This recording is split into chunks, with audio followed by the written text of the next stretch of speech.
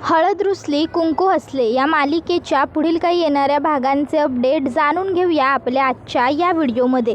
चला तर मग प्रेक्षकांनो, अजिबात वेळ वाया न घालवता सुरुवात करूया आपल्या आजच्या या व्हिडिओला आणि जाणून घेऊया हळद रुसली कुंकू हसले मालिकेच्या पुढील काही येणाऱ्या भागांचे अपडेट। तर आता आपण इथे पाहिलेलं आहे की कृष्णाने आता पूजा आणि दुष्यंतला एकत्र पाहिलं आहे आणि पूजा ही दुष्यंतला म्हणत असते की डी, तुझं काहीही लग्न वगैरे झालेलं असलं तरी मला काही फरक पडत नाही, कारण तुझं पहिलं प्रेम आहे मी आणि मलाही माहिती आहे की तुझंही माझ्यावरती तितकंच प्रेम आहे, त्यामुळे मी तुला कुठेही सोडून जाणार नाही आहे, आपण आयुष्यभर एकत्रच राहणार आहोत। आता हे सगळं काही कृष्णाने पाहिलेलं असतं। कृष्णाच्या पायाखालची जमीन सरकलेली असते। तिला आता खूप मोठा आश्चर्याचा धक्का बसलेला असतो की हे सगळं कसं शक्य आहे आणि काय आहे, म्हणजे माझीच धाकटी बहीण आणि माझा नवरा, शी, मला आता हे सगळं नाही सहन होते आणि मला इथं राहायचं सुद्धा नाही आहे असा विचार करत आता कृष्णाने तिची बॅग भरलेली असते आणि ती ठरवते की मी आता ह्या घरात नाही राहणार, मी हे घर सोडून निघून जाते, इथं राहण्यात आता काहीसुद्धा अर्थ नाही आहे। आणि कृष्ण आता बॅग घेऊन बाहेर पडत असताना अढळराव तिकडे येतात आणि अढळराव कृष्णाला थांबवतात आणि कृष्णाला म्हणत असतात, सुनबाई, अहो काय हे सणासुदीच्या दिवशी घरची लक्ष्मी हे असं घर सोडून चालली आहे, बरोबर दिसतंय का? हे बघा, तुम्ही हे घर सोडून कुठंही जायचं नाही आहे, समजलं का तुम्हाला? लग्न संसार म्हणजे तुम्हाला काय पोरखेळ वाटतो का? हे बघा, लग्न आणि संसार म्हणजे हा खेळ नाही आहे, कळलं ना? आणि मला मान्य आहे तुमच्या मनात काहीतरी आलं असेल म्हणून तुम्ही हे सगळं करायला, पण तुमच्या मनात जे काही आहे ते बोलून निस्तरेल की? तुम्ही आम्हाला सांगा काय झालं आहे ते, बोला की। त्यावर कृष्णा काहीच बोलत नसते। कृष्णा फक्त अढळरावांना एवढंच म्हणते, आबा, आता ह्या घरात माझ्या राहण्याला काही एक अर्थ उरलेला नाही आहे आणि निरर्थक गोष्टी करणं हे एका मूर्ख माणसाचं लक्षण असतंय असं मला मागं तुम्हीच म्हणला होतासा। मग जे मूर्खपणाचं लक्षण आहे ते म्या कशाला सवतावून जाऊ, म्हणून मग म्या आता ठरवलं आहे की म्या ह्या घरात नाही राहायचो आणि म्हणूनच म्या हे घर सोडून कायमची जायला लागलो आहे। बघा, तुम्ही मला नगा अडवू जाऊ द्या। त्याबरोबर अढळराव म्हणत असतात, हे बघा सुनबाई, आम्ही तुम्हाला हे शिकवलं होतं की हे मूर्खाचं लक्षण असतं, पण त्याबरोबर आम्ही तुम्हाला हेही शिकवलं होतं की एखादी गोष्ट जर आपल्याला खटकली असेल किंवा पटत नसेल तर नेमकं हे असं का, ह्याच्या मुळापर्यंत जाऊन विचार केला पाहिजे। मग आता नेमकं तुम्ही आम्हाला सांगितल्याशिवाय आम्हालासुद्धा काहीही कळणार नाही आहे, त्यामुळे जे काही असेल ते आम्हाला स्पष्टपणे सांगा बरं। त्याबरोबर मग मात्र आता कृष्णाचा नाईलाज होतो आणि कृष्णा आता अढळरावांना सगळं काही सांगायला सुरुवात करते। ती म्हणत असते, आबा, अहो मी आज चुकीच्या नात्यात अडकलो आहे, म्हणजे जे नातं, जे कुंकू, जे मंगळसूत्र, ज्या समद्यावर माझा हक्क नाही ते समद म्या मिरवायलो आहे। त्यावर अढळराव म्हणतात, जरा कळेल अशा स्पष्ट भाषेत बोलाल का सुनबाई? त्याबरोबर मग कृष्णा सांगू लागते की थोरले सरकार, अहो आपल्या दुष्यंत सरकारसनी माझी बहीण पूजा आवडते। पूजा आणि दुष्यंत सरकार एका ठिकाणी काम करत होते आणि तिथपासनं ते दोघं एकमेकाला आवडतात, पर दुष्यंत सरकार गावाला आले आणि बाळजाबाईंच्या शब्दाखातर त्यांनी माझ्याबरोबर लगीन करायला होकार दिला, पर आज बी त्यांच्या मनात माझी धाकली बहीण म्हणजे पूजाच आहे, दुष्यंत सरकारांच्या मनात मी नाही। आणि दोन प्रेम करणाऱ्या माणसांना वेगळं करून असं त्यांच्या जागी येणं हे खरंच कितपत योग्य आहे, तुम्हीच सांगा मला। म्हणून मग मी आता विचार करायलो आहे की मी या घरातनं कायमची निघून जातो, जी जागा पूजाची आहे ती पूजाला घेऊ द्या, मला नाही थांबायचं इथं। एवढं बोलून आता कृष्णा ही तिकडनं चाललेली असते आणि जाताना ते अढळरावांना सांगून जाते की थोरले सरकार, दुष्यंत सरकारांची काळजी घ्या आणि तुम्ही बी सवता सांभाळून राहा, कारण बाळजाबाई कशा आहेत हे तुम्हासनी चांगलं ठाव आहे। बाळजाबाई यांनी मला ह्या घरात नांदू द्यायचं नाही म्हणून लई आत्तापावतर प्रयत्न केले, तसेच प्रयत्न त्या माझ्या बहिणीला न नांदून देण्यासाठी सुद्धा करतात, पर तुम्ही तिची साथ द्या। अढळराव म्हणतात, सुनबाई, अहो तुम्ही येड्या हायसा का खुळ्या हायसा? तुम्हासनी कळना झालं आहे का तुम्ही काय बोलायला ते? तुम्ही हे घर सोडून कुठं बी जाणार नाही आणि तुम्ही ह्या घरची सून हाय आणि कायम तुम्हीच या घरची सून राहणार, समजलं नवं? तुमची बहीण बीन ते सगळं भूतकाळात घडून गेलं आहे, आता त्याचा वर्तमानाशी आणि भविष्याशी काही एक संबंध नाही आहे, समजलं नवं? दुष्यंताचा वर्तमान आणि दुष्यंताचं भविष्य फक्त तुम्ही हायसा आणि तुम्हीच कायम असणार, लक्षात ठेवायचं। तुमचा आमच्यावर विश्वास नाही आहे ना? थांबा की, थोडा वेळ थांबा, बघा दुष्यंत स्वतः येऊन तुमच्याशी समद्या विषयावर बोलेल, माझी खात्री आहे। पण त्याआधी तुम्ही असा कुठला बी येडेपणा करायचा नाही आहे आणि घरबीर सोडून जाण्याचा तर विचारही मनात आणायचा नाही आहे, समजलं ना व? त्याबरोबर कृष्णा होकारार्थी मान डुलवते. आढळराव कृष्णाला सांगतात, आता असं सामान घेऊन इथं उभं राहून की आमच्याकडं बघतच राहणार आहेसा काय? जावा आतमध्ये जावा लवकर. त्याबरोबर मग कृष्णा होय जी आबा असं म्हणत तिकडनं आतमध्ये निघून जाते. आढळराव हे विचार करू लागतात की नाही, काहीतरी मार्ग काढायला हवा, कृष्णाची समजूत घालायला हवी, दुष्यंतबरोबर बोलायला हवं. पण मी दुष्यंतबरोबर या विषयावर डायरेक्ट कसा बोलू? दुष्यंतनं तर मला काही बी सांगितलेलं नाही आहे. पर आड मार्गानं का होईना पर मला दुष्यंतजवळ जाऊन कृष्णासाठी या विषयावर बोलायलाच लागेल. कदाचित हे समजा डाव त्या बाळजाचाच असेल आणि बाळजानं मुद्दामून हे समज कृष्णीसमोर आणलं आहे जेणेकरून कृष्णीनं रांगडे पाटलांचा वाडा सोडून निघून जावं.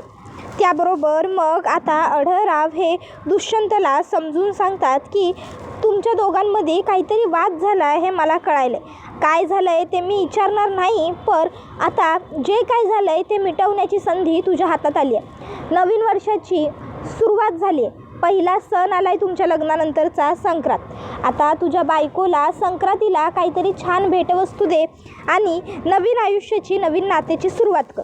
आता दुष्यंतला आढळरावांचं हे म्हणणं पटलेलं असतं आणि मग दुष्यंतने आता कृष्णासाठी छान सोन्याच्या बांगड्या आणि जोडव्या करून आणलेल्या असतात चांदीच्या, आणि तो कृष्णाला म्हणतो, कृष्णा हे बघ मी तुझ्यासाठी ह्या सोन्याच्या बांगड्या आणि या चांदीच्या जोडव्या करून आणले. आज म्हणजे नवीन वर्षाच्या सुरुवातीनंतरचा पहिला सण आहे. कृष्णा, मी तुझ्याबरोबर लग्न केलं तेव्हाची परिस्थिती वेगळी आणि विचित्र होती, पण तरीही तू माझ्यावर नेटाने प्रेम करून संसार साधण्याचा प्रयत्न केलास. मी मात्र प्रत्येक वेळी तुला हिणवत आलो, वाईट वागवत आलो, पण प्रत्येक वेळी तू माझी प्रत्येक गोष्ट सोडून दिलीस. म्हणूनच आज कृष्णा मी तुला शब्द देतोय की मी फक्त तुझा आहे आणि तुझाच राहीन. मी तुझा नवरा आहे, माझं तुझ्यावर प्रेम आहे कृष्णा. त्यावेळी कृष्णा म्हणते, दुष्यंत सरकार मग आज मी जे काही बघितलं समज स्वतःच्या डोळ्यानं ते सगळं काय होतं? त्यावर दुष्यंत तिला सांगतो की तो सगळा गैरसमज होता. पूजाचीच मूर्ती गेली होती, त्यामुळे इतके दिवस पूजा ते सगळं विसरून गेली होती आणि आता अचानक पूजाला ह्या गोष्टी आठवू लागल्या की तिचं माझ्यावरती प्रेम होतं आणि म्हणूनच ती इतकं विचित्र वागली. बस इतकंच, या उपर आमच्या दोघांमध्ये आता काहीही नाही आहे. मी पूजाला स्पष्टपणे सांगून टाकलेलं आहे की माझं प्रेम फक्त तुझ्यावर आहे आणि तुझ्यावर. कृष्णा मी खरं बोलतो, माझं प्रेम तुझ्यावर आहे. तुझ्याशिवाय आता मी दुसऱ्या कुठल्याही मुलीचा विचारही करत नाही आहे. पण जर तूच माझ्याबरोबर हे असं वागलीस तर कसं चालेल? मी तुझी शपथ घेऊन सांगतो, हवं तर मी माझ्या आईची शपथ घेऊन सांगतो कृष्णा, माझ्या मनात तुझ्या व्यतिरिक्त कुठल्याही मुलीसाठी आता काहीही भावना नाही आहे. खरंच मला सुरुवातीला थोडा त्रास झाला, पण आता मात्र मी जे बोलतोय ते सत्य आहे. मी खोटं बोलत नाही आहे. प्लीज माझ्यावर विश्वास ठेव. कृष्णा ही म्हणत असते, दुष्यंत सरकार तुम्ही हे समज माझ्यापासून कशापायी लपवलं, मला का नाही समज सांगितलं? दुष्यंत कृष्णाला म्हणतो, कृष्णा अगं मी तुझ्यापासून गोष्टी लपवल्या कारण आत्ता जे घडलं तेच मला पुन्हा घडू द्यायचं नव्हतं आणि म्हणूनच मी तुझ्यापासून गोष्टी लपवल्या. मी खरं तर तुला सगळं विश्वासात घेऊन सांगणार होतो, पण तुला विश्वासात घेऊन सगळं समजावून सांगण्यासाठी मला कधी वेळ मिळालाच नाही. आपलं लग्न झाल्याच्या नंतर सुरुवातीच्या दिवसात तू मला आवडली नव्हतीस म्हणजे माझ्या मनात खरंच पूजा होती, त्यामुळे मी तुला बायको म्हणून स्वीकारू शकत नव्हतो. त्याच्यानंतर काही कालांतराने आपल्यात सगळं हळूहळू व्यवस्थित होत गेलं. तर मी तुला ज्या दिवशी माझ्या मनातलं सगळं सांगणार होतो त्या दिवशी काहीतरी अडचण आली आणि मला घरातनं बाहेर जावं लागलं. त्यानंतर पूजा वेडी झाली. आठवतं आहे ना तुला सगळं? दुष्यंत संक्रांतीच्या दिवशी कृष्णाला सगळं समजून सांगत असतो. तर इकडे बाळजाबाई ह्या मुद्दामूनच आता दुष्यंत आणि कृष्णामध्ये नेमकं काय सुरू आहे हे पाहण्यासाठी मैनावतीला म्हणतात, मैनावती जा की दुष्यंत आणि कृष्णाला बोलवून घेऊन ये. अगं कृष्णाचा रांगडे पाटलांच्या घरातला पहिला सण आहे मकर संक्रांतीचा. मग त्याबरोबर आता मैनावती म्हणू लागते जी बाळजाबाई आणि लगेचच ती दुष्यंत आणि कृष्णाच्या खोलीत येते आणि त्यांना पतंग उडवायला चला रे लवकर बाहेर, समजे तुमच्यासाठी थांबलेत असं म्हणते. त्याबरोबर इकडे कृष्णा ही मैनावती काकू खोलीत आल्यावर गप्प बसते आणि दुष्यंत सांगतो, हो काकू आम्ही आलो, तू पुढे जा. काकू पुढे जाते. कृष्णा दुष्यंताला म्हणत असते, दुष्यंत सरकार तुम्ही जावा पतंग उडवा, मी येतो नंतरनं. दुष्यंत म्हणतो, कृष्णा प्लीज विश्वास ठेव माझ्यावर. मी खोटं नाही बोलत आहे तुझ्याशी. मी फसवणूक नाही केलेली तुझी, खरंच. मग दुष्यंत तिकडनं निघून जातो. कृष्णा आता भक्तीला कॉल करते आणि हा सर्व प्रकार सांगते. भक्ती कृष्णाला म्हणत असते, कृष्णे हे बघ, जे घडून गेलं तो भूतकाळ होता. आता दुष्यंत सरकार फक्त तुझे आहेत आणि तुझेच आहेत. तुझ्याशी लगीन झाल्यानंतर त्यांनी कधी बी चुकीचं किंवा वाकडं पाऊल टाकलेलं नाही आहे. हे म्या बी माझ्या डोळ्यानं पाहिलं आहे आणि तू बी तुझ्या डोळ्यानं. त्यामुळं त्यांना आता समजून घे आणि भूतकाळ मागं सोडून नवीन सणाच्या दिवशी नवीन सगळी सुरुवात कर. समजलं नवं? त्याबरोबर कृष्णा होकारार्थी मान डोलावते. तर बाळजाबाई आता म्हणतात, काय ग मैनावती, मी तुला सांगितलं होतं दुष्यंत आणि कृष्णा दोघांनी मी पतंग उडवायला बोलवू म्हणून. मग तू काय फक्त दुष्यंतलाच बोलवलंस वय? कृष्णी कुठं आहे? कृष्णीला बी बोलव की. त्यावर मैनावती म्हणते, ठीक आहे, मी आलो लगेच कृष्णीला बोलवून. आणि मग ती कृष्णाला सुद्धा बोलवून घेऊन येते. आता इकडे पूजा ही दुष्यंतच्या जवळ येण्याचा प्रयत्न करत असते, पण त्यावेळी दुष्यंतचं सगळं लक्ष हे कृष्णा इथे कधी येईल याच गोष्टीकडे लागून असतं. कारण दुष्यंतला वाटत असतं की कृष्णा तर माझ्यावर नाराज आहे, पण ती येईल का बाहेर? जर तिने माझ्याबद्दल आणि पूजाबद्दल घरी सांगितलं सगळ्यांना तर काय होईल? आता हे सगळं काही पूजा बघत असते. पूजा विचार करू लागते की मी एवढी सुंदर छान रेडी होऊन डीच्या समोर उभी आहे, पण तरीही डीचं लक्ष माझ्याकडे नसून त्या अनाडी गावच्या गावंढळ कृष्णाकडे. याला काय अर्थ आहे? डी, तू फक्त माझा आहेस आणि फक्त माझा. माझ्याशिवाय तू इतर कोणाकडेही पाहिलेलं मला नाही आवडत. पण हे तुला का नाही कळत आहे? तू फक्त माझा आहेस डी, फक्त माझा. मी तुझी आणि तू माझा. बास. आपल्या दोघांच्यामध्ये दुसरं कोणीही आलेलं मला चालणार नाही. आणि ते निर्लज्ज कृष्णा, मला वाटलं होतं फोटोज बघितल्यानंतर तरी सरळ हे घर सोडून माझ्या डीला सोडून कायमची निघून जाईल, पण ती बावळट मुलगी अजूनही याच घरात आहे, पालीसारखी चिपकून बसली आहे माझ्या डीला. त्याबरोबर इकडे दुष्यंत पूजाला म्हणत असतो, काय चाललंय तुझं हे पूजा? बास, लांब हो माझ्यापासून. तुला या गोष्टीचा विसर कसा काय पडू शकतो की मी तुझ्या बहिणीचा नवरा आहे म्हणून? हे बघ, तुला तुझ्या मर्यादा लक्षात नसतील तरीसुद्धा मला माझ्या लक्षात आहेत. समजलं ना? रांगडे पाटलांच्या घरात स्त्रीचा आदर सत्कार केला जातो, स्त्रीकडे मानाने बघितलं जातं, स्त्रीचा सन्मान केला जातो. त्यामुळे पुन्हा पुन्हा तू मला तुझ्यात गुंतवण्याचा कितीही प्रयत्न केलास ना तरी तू अयशस्वीच ठरशील. कळलं तुला? त्यामुळे प्लीज पुन्हा पुन्हा पुन्हा पुन्हा माझ्याजवळ येण्याचा प्रयत्न करू नकोस. लांब राहा माझ्यापासून. कळलं? कृष्णा माझी बायको आहे, कृष्णा माझी बायको होती आणि कायमस्वरूपी तीच माझी बायको राहील. कळलं? पूजा, तू माझा भूतकाळ आहेस, पण कृष्णा ही माझं वर्तमान आहे, माझं भविष्य आहे आणि मला तिच्याशी खोटं नाही वागायचं आहे. आता खरं तर दुष्यंत हे पूजाबरोबर एका बाजूला कोपऱ्यात बोलत असतो. तो असं कोणाच्या नजरेस यावं असं उभं राहून बोलत नसतो, पण बाळजाबाईंचं त्या दोघांवरही अगदी व्यवस्थित लक्ष असतं. आणि बाळजाबाई दुष्यंतचे हे सगळे शब्द ऐकतात आणि मग मात्र बाळजाबाईंना खूपच जास्त राग येतो कृष्णाचा आणि त्या म्हणू लागतात, एवढी काय त्या कृष्णीनं माझ्या लेकाला भुरळ घातली आहे का? माझ्या लेकाला एवढं त्या कृष्णीबद्दल वाटायले, एवढी ती पोरगी त्याला समजवायल्या तरी बी त्याला कळना झाले, तरी बी कृष्णा कृष्णा कृष्णा कृष्णा कृष्णा करायला लागलाय. नाही, ते काही नाही. काय बी झाली तरी ह्या कृष्णाला माझ्या लेकापासनं मला वेगळं करावंच लागेल. जर ही कृष्णा नावाची घाण कायमची या घराला चिटकून राहिली तर पुढच्या येणाऱ्या पिढ्यांमध्ये पण रांगडे पाटलांच्या घरची सून म्हणून कोण बी पोरगी घरात घुसल. नाही नाही, काय बी झालं तरी ह्या कृष्णाला तिची अवकात, तिची लायकी दाखवून दिलीच पाहिजे. लवकरात लवकर हिला घराबाहेर काढलं पाहिजे. पण इकडं यो दुष्यंत जरी तिच्या पाठीशी यो असा खांबासारखा उभा राहिला तर त्या कृष्णीला घरात बाहेर मी कशी काय काढणार? कशी जमणार आहे मला ही सगळी खुबी? आता बाळजाबाई ह्या गोष्टीचा विचार करत असतात. मैनावती बाळजाबाईंना विचारते, काय झालं बाळजाबाई, तुम्ही कसला विचार करायलाय? त्यावर बाळजाबाई म्हणतात, नाही ग, कसला विचार करणार आहे म्या? काय नाही, मला सांग, तुला कृष्णीला बोलवायला पाठवलं होतं ना, ती कृष्णी कुठं आहे? त्यावर कृष्णा येते असं मैनावती बाळजाबाईंना सांगते. बाळजाबाई म्हणतात, आता या कृष्णीवर व्यवस्थित लक्ष ठेवायला पाहिजे. हिच्या चालण्या ढालण्यावरनं, हिच्या बोलण्यावरनंच ओळखता येईल हिच्या मनात दुष्यंतबद्दल आता नेमकं काय आहे.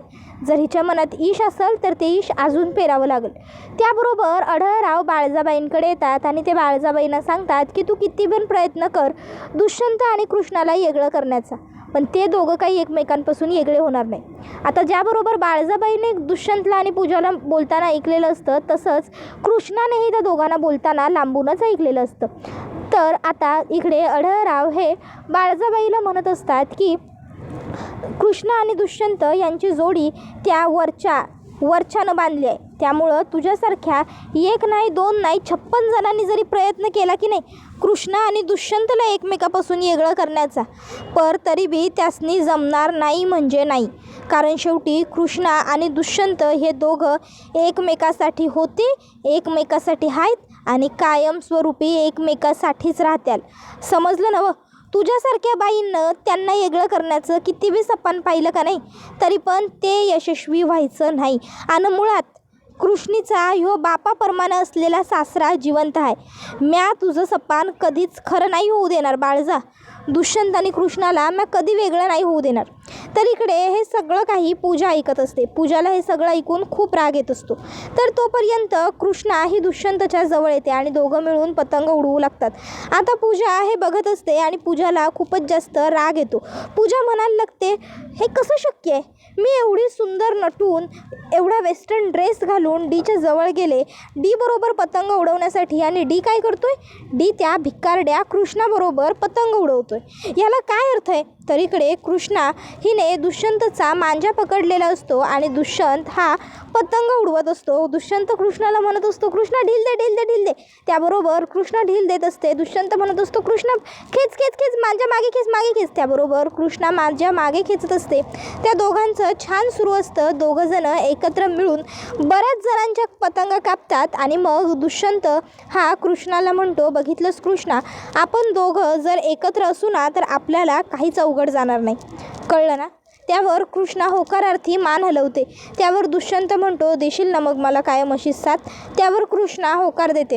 दुष्यंत कृष्णाने तिच्या हातात त्याने आणून दिलेल्या बांगड्या घातलेल्या असतात त्या बघतो आणि म्हणतो, वाव कृष्णा, खरंच या बांगड्या तुझ्या हातात खूप शोभून दिसत आहेत, तू खूप सुंदर दिसतेस या बांगड्यांमध्ये. त्यावर कृष्णा म्हणते, थँक्यू दुष्यंत सरकार. तर हे सगळं बघूनच पूजाला जेलेसी होत असते. तर कृष्णा हिने दुष्यंतचा राग जो तिच्या मनात असतो तो सगळा घालवलेला असतो. त्याबरोबर हा व्हिडिओ इथेच संपतो. व्हिडिओ आवडलेला असेल तर व्हिडिओला लाईक करा, चॅनलवर नवीन असाल तर चॅनलला सबस्क्राईब करा आणि बेल आयकॉन आठवणीने प्रेस करा, जेणेकरून तुम्हाला पुढच्या प्रत्येक व्हिडिओचं नोटिफिकेशन मिळत जाईल आणि सर्व व्हिडिओंचा आनंद हा अगदी उत्तम पद्धतीने घेता येईल. चला तर मग प्रेक्षकांनो, आजच्या पुरते इथेच थांबूया. पुढचा व्हिडिओ येईपर्यंत हळद रुसली कुंकू असले मालिकेचा हा भाग बघायला विसरू नका. तुम्हाला ही मालिका कशी वाटते हे सुद्धा आम्हाला कमेंटमध्ये नक्कीच सांगा. आजच्या पुरतं इथेच थांबूया. टाटा, बाय बाय, धन्यवाद, take care all of you.